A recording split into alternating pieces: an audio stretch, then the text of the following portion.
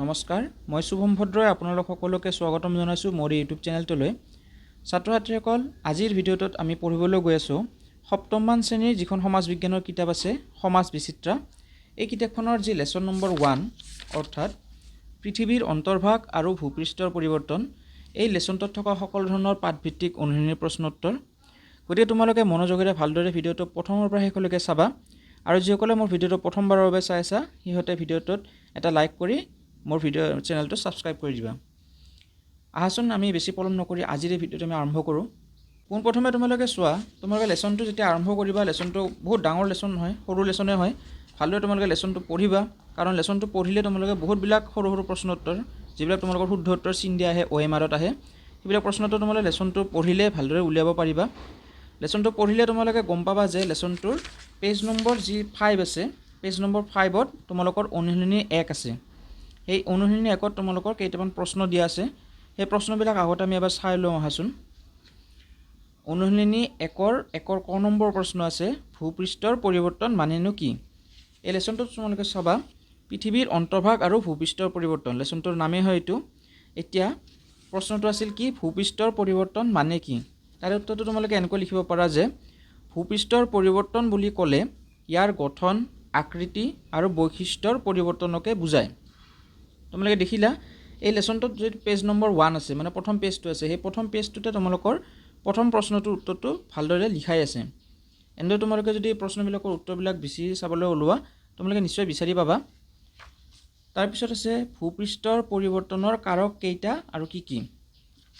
এই প্ৰশ্নটোৰ উত্তৰ তোমালোকে যিটো প্ৰথম মানে পাঠটো আছে, প্ৰথম পাঠৰ তোমালোকে 2nd নম্বৰ যিটো পেৰাগ্ৰাফ আছে তাতে চালে দেখা পাবা ভূপৃষ্ঠ পৰিৱৰ্তনৰ কাৰক কি কি আছে, বাহ্যিক কাৰক আছে আৰু আভ্যন্তৰীণ কাৰক আছে। অৰ্থাৎ ভূপৃষ্ঠৰ যি পৰিৱৰ্তন হয় তাতে দুটা কাৰণ প্ৰধান কৰি থাকে, বাহ্যিক কাৰক আৰু আভ্যন্তৰীণ কাৰক। তোমালোকে এনেকৈ অসুবিধা পাব পাৰা, বা তোমালোকক মাজে মাজে মই এনেকুৱা প্ৰশ্ন উত্তৰবিলাক কিতাপৰ ক'ত আছে মই তোমালোকক চিন দি দেখাই দিম। এতিয়া আহাচোন আমি প্ৰশ্ন উত্তৰবিলাক মই কেনেদৰে তোমালোকৰ বাবে লিখি আনিছোঁ সেইটো চাই লওঁ। আৰু তোমালোক অকল চাই গৈ থাকিলে নহ'ব, তোমালোকে উত্তৰবিলাক ভিডিঅ'টো পজ কৰি তোমালোকে উত্তৰবিলাক বহীত তুলিয়াই ল'বা, যাতে তোমালোকে প্ৰশ্ন উত্তৰবিলাক ভালদৰে মুখস্থ কৰিব পাৰা। গতিকে আহাচোন এতিয়া মই উত্তৰবিলাক কেনেদৰে লিখিব লাগে এবাৰ চাই লওঁ। দেখিবলৈ পাইছা মই ভালদৰে লিখি দিছোঁ যে সপ্তম শ্ৰেণীৰ সমাজ বিজ্ঞান বা সমাজ বিচিত্ৰা, তাৰে পাঠ নম্বৰ 1 পৃথিৱীৰ অন্তৰ্ভাগ আৰু ভূপৃষ্ঠৰ পৰিৱৰ্তন। তাৰে অনুশীলনী 1ৰ ক নম্বৰ প্ৰশ্নটো আছিল ভূপৃষ্ঠৰ পৰিৱৰ্তন মানে কি? তাৰে উত্তৰটো তোমালোকে এনেকৈ লিখিবা ছাত্ৰ ছাত্ৰীসকল, ভূপৃষ্ঠৰ গঠন, আকৃতি আৰু বৈশিষ্ট্যৰ দ্ৰুত অথবা মন্থৰ গতিত হোৱা পৰিৱৰ্তনকে ভূপৃষ্ঠৰ পৰিৱৰ্তন বোলা হয়। দ্ৰুত মানে অতি সোনকালে হোৱা আৰু মন্থৰ মানে বহুত লাহে লাহে হোৱা। ক নম্বৰ প্ৰশ্নটো আছে ভূপৃষ্ঠৰ পৰিৱৰ্তনৰ কাৰক কেইটা কি কি? তাৰে উত্তৰটো লিখিবা, ভূপৃষ্ঠৰ পৰিৱৰ্তনৰ প্ৰধান কাৰক দুটা হ'ল বাহ্যিক আৰু আভ্যন্তৰীণ কাৰক। গ নম্বৰ প্ৰশ্নটো আছে পৃথিৱীৰ কেন্দ্ৰভাগৰ উত্তাপ কিমান? তাৰে উত্তৰটো তোমালোকে লিখিবা এনেকৈ ছাত্ৰ ছাত্ৰীসকল যে পৃথিৱীৰ কেন্দ্ৰভাগৰ উত্তাপ 6000 ডিগ্ৰী চেলছিয়াছতকৈ বেছি। অৰ্থাৎ তোমালোকে গম পালা যে পৃথিৱীৰ কেন্দ্ৰভাগ মানে পৃথিৱীৰ একদম ভিতৰৰ ভাগ, পৃথিৱীৰ একদম ভিতৰৰ ভাগৰ উত্তাপ কিমান? 6000 ডিগ্ৰী চেলছিয়াছত বা তাতকৈ বেছি। নেক্সট খ নম্বৰ প্ৰশ্ন আছে সীমা শব্দটো ক'ৰ পৰা আহিছে? তাৰে উত্তৰটো লিখিবা, সীমা শব্দটো চিলিকনৰ Si আৰু মেগনেছিয়ামৰ Ma শব্দ দুটা যোগ হৈ আহিছে। গতিকে আমি গম পালোঁ কি সীমা শব্দটো ক'ৰ পৰা আহিছে, চিলিকনৰ যি Si মানে তাৰ সাংকেতিক চিহ্ন আৰু মেগনেছিয়ামৰ Ma সাংকেতিক চিহ্ন, সেই দুটা সাংকেতিক চিহ্ন লগ লাগি সীমা শব্দটো আহিছে। তাৰপিছত 2 নম্বৰ প্ৰশ্ন আছে তোমালোকৰ পৃথিৱীৰ উপৰিভাগৰ পৰা কেন্দ্ৰলৈ কেইটা স্তৰ আছে ছবিৰ সহায়ত বুজাই লিখা। অৰ্থাৎ এই প্ৰশ্নটো তোমালোকক এটা চিত্ৰৰ সহায়ত বুজাই লিখিব কৈছে। ইয়াতো তোমালোকে এনেকৈ লিখিব পাৰা, পৃথিৱীৰ উপৰিভাগৰ পৰা কেন্দ্ৰলৈ প্ৰধানকৈ 3টা স্তৰ আছে, ভূত্বক, গুৰুমণ্ডল আৰু কেন্দ্ৰমণ্ডল। চিত্ৰৰ সহায়ত এই স্তৰবোৰৰ বিষয়ে তলত লিখা হ'ল। অৰ্থাৎ পৃথিৱীৰ মুঠ কেইটা স্তৰ আছে কেন্দ্ৰৰ পৰা? পৃথিৱীৰ মুঠ 3টা স্তৰ আছে, ভূত্বক, গুৰুমণ্ডল আৰু কেন্দ্ৰমণ্ডল। ইয়াৰ ছবিটো তোমালোকক মই দেখুৱাই দি আছোঁ, কিতাপত চাবা।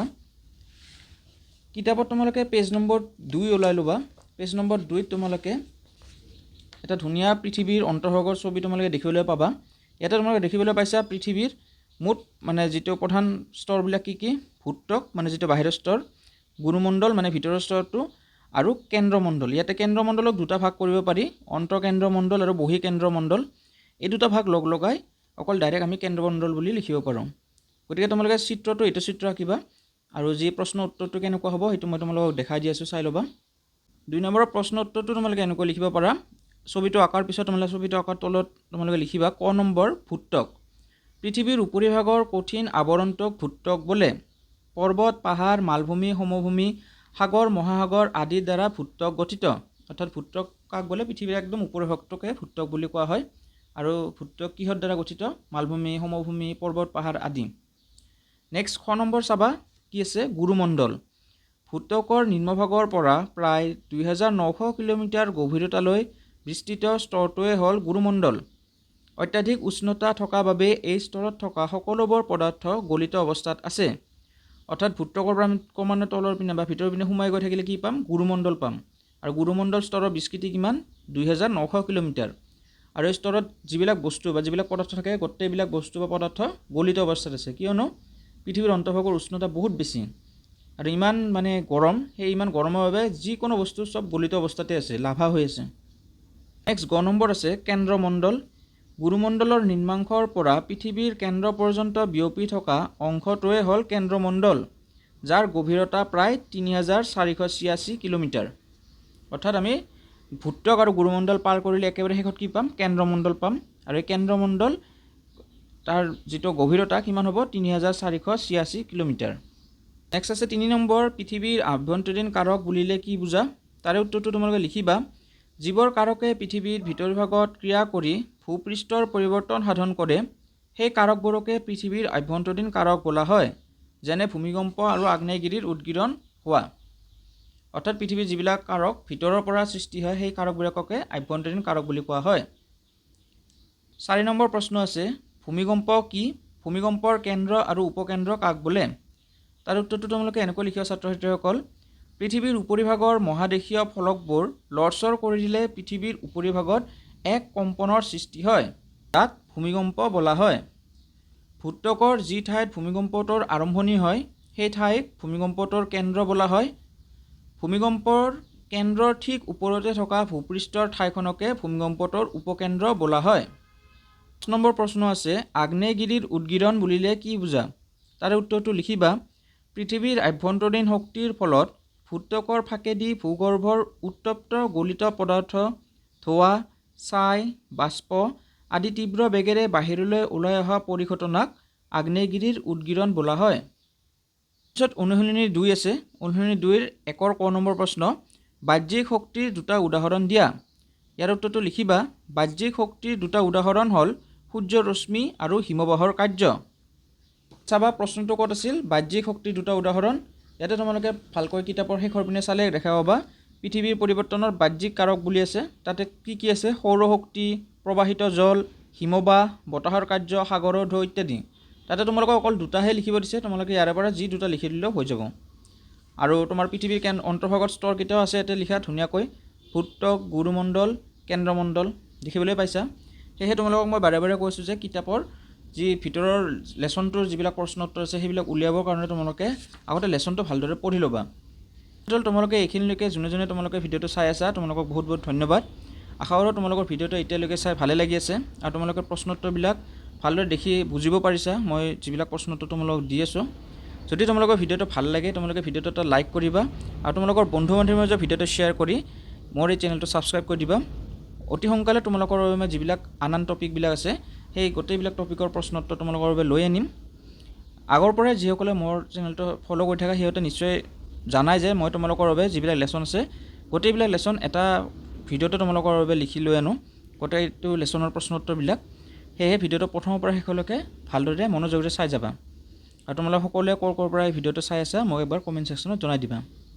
এতিয়া আহাচোন আমি ইয়াৰ পিছৰ কি প্ৰশ্ন আছে সেইটো চাওঁ। নেক্সট 6 নম্বৰ প্ৰশ্ন আছে ক্ষয়কাৰ্য কেই প্ৰকাৰৰ আৰু কি কি? তাৰে উত্তৰটো লিখিবা। ক্ষয়কাৰ্য প্ৰধানকৈ 2 ধৰণৰ, বিচূৰ্ণী ভৱন আৰু ক্ষয়ী ভৱন। ইয়াৰ পিছত গ নম্বৰ প্ৰশ্ন আছে অৱক্ষেপণ বুলিলে কি বুজা? উত্তৰটো লিখিবা। বাহ্যিক কাৰকবোৰে কঢ়িয়াই নিয়া ক্ষয় হোৱা পদাৰ্থবোৰ কোনো এঠাইত জমা কৰা কাৰ্যকে অৱক্ষেপণ বোলা হয়। ইয়াৰ পিছত ঘ নম্বৰ প্ৰশ্ন আছে বালিয়াৰী কেই প্ৰকাৰৰ আৰু কি কি? উত্তৰটো লিখিবা। বালিয়াৰী প্ৰধানকৈ 2 প্ৰকাৰৰ, অনুদৈৰ্ঘ্য বালিয়াৰী আৰু অনুপ্ৰস্থ বালিয়াৰী। তোমালোকৰ কিতাপৰ পেজ নম্বৰ 9ত চালে দেখিবলৈ পাবা যে ইয়াতে তোমালোকৰ অনুদৈৰ্ঘ্য বালিয়াৰী আৰু অনুপ্ৰস্থ বালিয়াৰী দুটা বিভিন্ন ভিন ভিন ছবি লেখা আছে। এই ছবি দুটাকে বালিয়াৰী বুলি কোৱা হয়। তাৰে এটা হ'ল অনুদৈৰ্ঘ্য আৰু এটা হ'ল অনুপ্ৰস্থ বালিয়াৰী। 2 নম্বৰ প্ৰশ্ন আছে, সৌৰশক্তিয়ে কিদৰে ক্ষয়জাত পৰ্বতৰ সৃষ্টি কৰিব পাৰে? উত্তৰটো লিখিবা। সূৰ্যৰ উত্তাপৰ ফলত পৰ্বতৰ ঢালবোৰত থকা শিলাস্তৰসমূহত ফাট মেলে আৰু কালক্ৰমত সেইবোৰ ভাঙি ছিঙি ক্ষয়প্ৰাপ্ত হয়। এইদৰে বহু বছৰ ধৰি চলি গৈ থকা ক্ষয়কাৰ্যৰ ফলত ওখ পৰ্বতবোৰ ক্ষয় গৈ এক প্ৰকাৰৰ ক্ষয়জাত পৰ্বতৰ সৃষ্টি কৰে। অৰ্থাৎ ক্ষয়জাত পৰ্বত কেনেদৰে সৃষ্টি হয়? যেতিয়া সূৰ্যৰ পোহৰ আৰু ইয়াৰ উষ্ণতা পাহাৰৰ যিকোনো এটা নিৰ্দিষ্ট ঠাইত নিৰ্দিষ্ট এটা শিলাস্তৰত পোনপটীয়াকৈ পৰে, তেতিয়া সেই শিলাস্তৰবোৰ গৰম হৈ ফাটিবলৈ আৰম্ভ হয় আৰু এনেদৰে ক্ষয়জাত হয় বা ফাটি সিহঁতে ক্ষয় হৈ সৰু সৰু এটা পৰ্বতৰ সৃষ্টি কৰে, যাক ক্ষয়জাত পৰ্বত বোলা হয়। 3 নম্বৰ প্ৰশ্ন আছে, হিমবাহৰ সৃষ্টি কেনেকৈ হয়? তাৰ উত্তৰটো লিখিবা।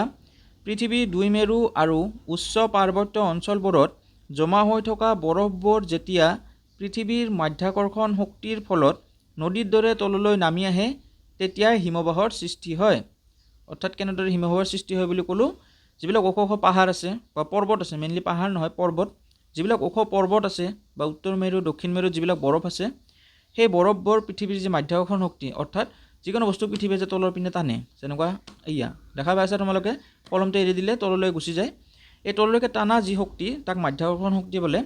এই মাধ্যাকৰ্ষণ শক্তিৰ ফলত ওপৰত পৰ্বতৰ ওপৰত থকা বৰফবোৰ যেতিয়া গলি নদীৰ দৰে তললৈ বৈ আহে, তেতিয়া তাক হিমবাহ বোলা হয়।